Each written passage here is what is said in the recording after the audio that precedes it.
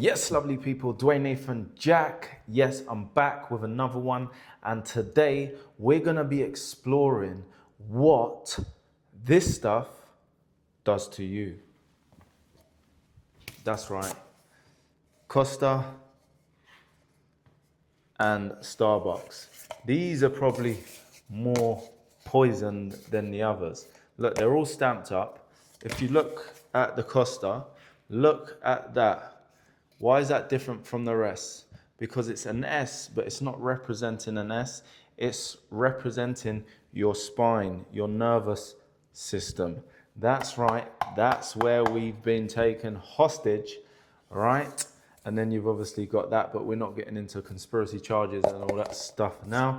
But I just wanted to show you what we're going to be exploring today in this video so that we can start regulating our systems and not dysregulating and sabotaging not just our personal life, our relationship with ourselves, but the relationship with others. And then when it comes to relationship with others, we're talking family, we're talking business, we're talking the whole full Monty. Would you agree with me? If you agree with me, put an A in the comments so I know that you're with me. And I may say something that you agree with, that you've experienced, and I want you to put an AA in the comments. So I may check in with you and say, are you with me? Just put an A in the comments. If I say something that you can relate to, been through, going through, just put an AA. So come, let's go about our business. So what is caffeine? Caffeine is a stimulant. That's right, just like cocaine and probably other substances, but we won't go into it now. What do substances do to us? Well, what does stimulants do? Stimulants speed this up.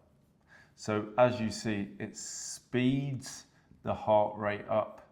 And when you speed the heart rate up, so instead of you speed it up, what happens? Now you enter fight, flight, and freeze.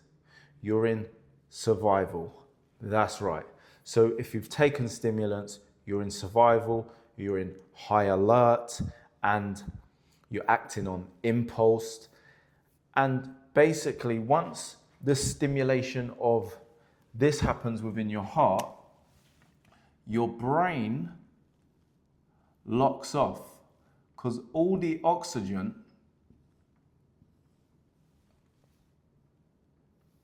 is going to other areas of your body. So there's a certain part of your brain that cuts off. So you're not even thinking logically, calmly, because it cuts off, because the oxygen's pumping around the body as if a lion's coming for you. So you can imagine, you're not being chased by a lion, you're in a meeting or you're in a room and you're actually perceiving your reality as a threat, people, circumstances, situation, as a threat. When it's an illusion, it's not a threat. But there may be something said or done that you're actually taking it as a threat because you're in survival. You're not operating correctly. You're acting on impulse. Or if you don't act on impulse, if you're an introvert, then now you're creating realities that are not even real. If you're an extrovert, you'll probably act on that impulse. You'll probably shut with a lack of information. And then sometimes you realize after, I wish I never said that. I wish I never moved so fast. I wish I never, but it's too late because you've acted on the impulse of the stimulation of you thinking that there's a threat when there isn't a threat because you're operating from fight and flight. Let's go a little bit deeper.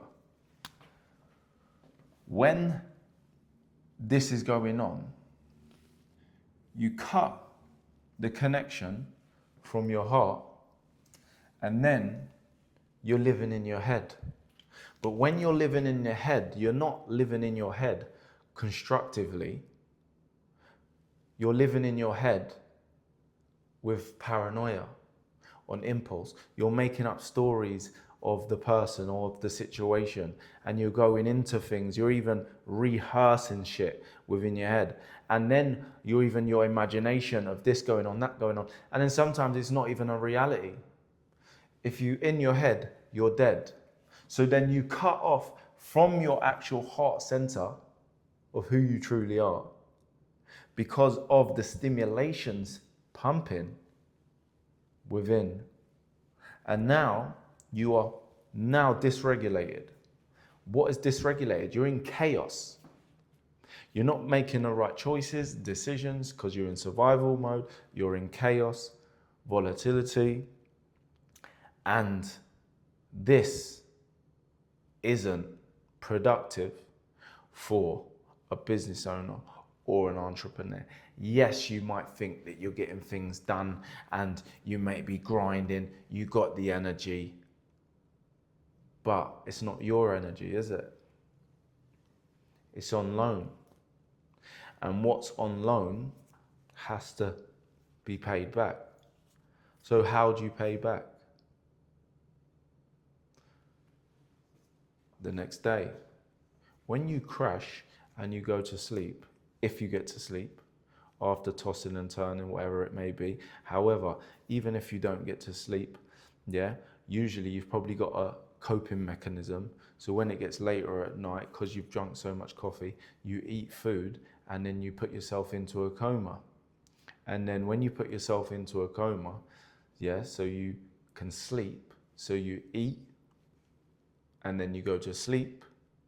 And then when you get up, you're even more groggier, but then you need that to keep going again. So now there's the loop. Dysregulated. As you come down or bring yourself down with possibly overeating and possibly alcohol, and then now you're chasing, you're on a loop. Are you with me? So then you're chasing this disruptive pattern of behavior, and then what happens? Your relationship with yourself is cut off. No longer are you having conversations. You can't sit down. You're overworking. You're avoiding. And you think the more speeding up and the more doing, the more productive you become. But now you're cut off to the universal ocean of all possibilities. I won't go into the physics now because I'm just talking about the psychological damages of drinking stimulants, what it does to your nervous system, the vagus nerve. But I'm also not going to go too deep in this video because I just want to bring the reality of the stimulant and the effects of what it's doing to you as a person and your productivity. Because now you're on that loop, so it's loads of caffeine, stimulated. Now you're in fight and flight. You're probably possibly shouting at people at work, losing your temper, A, B, and C, and relationship crash, breakdown. Now let me take it back a little bit to how it affected me. If you don't know already, struggled with drugs for the majority of my teenage years to mid-20s. It was stimulations. It was cocaine, crack at a younger age. So I was always in survival mode. And because I was obviously on the streets, the survival mode, it was part of surviving, and you had to be a certain way, you had to be alert, and it done me good. Yeah, it protected me. However, as I transitioned and stopped, I didn't need to be in survival. I didn't need to in the business world. So where I'm now using the same mechanism of the survival in the business world, it doesn't work. You have to be regulated so people feel confident, calm around you, or else you sabotage your relationship, business opportunities, because you're in survival. The information that you're perceiving isn't right, and then you're reacting and acting on impulse. I only discovered coffee probably maybe about 5-6 years ago. But it sabotaged years, even though I don't take drugs, the caffeine sabotaged probably some opportunities for me because I was dysregulated. I didn't know. But where I'm so super sensitive, I've actually done the research, the study, and actually from experience realized how much it was dysregulating me, taking me away from myself, sabotaging my relationships. And my wife was actually saying she could see, and then obviously we understood what it was actually doing because she said it changed my personality. So the reason for this video, what is it actually doing for you? The whole world is being pumped with this drug because it is a drug, but it's a legal drug, just like alcohol is legal. So I'm just bringing awareness so that we're not prisoners through our five senses, so that we can be free and be the best version that we could possibly be for ourselves, our family, our business, society, community, and globally. Are you with me? Give me an A in the comments if you're with me. So the moral of the story is, the stuff that you buy from shops is probably not as poisoned as this stuff. Because when I used to drink caffeine, I was a Costa man. And let me tell you something now. If I was on the motorway, I would not stop at the service station if there was a Costa, if there wasn't a Costa. And majority of the service stations, they're Starbucks. I'd carry on driving. What was in that had me so loyal and committed that I wouldn't stop and have one of these?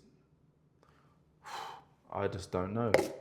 But this stuff sabotages the regulation of your nervous system. So that's the vagus nerve. Let's go down. Here we go. Here is your gut.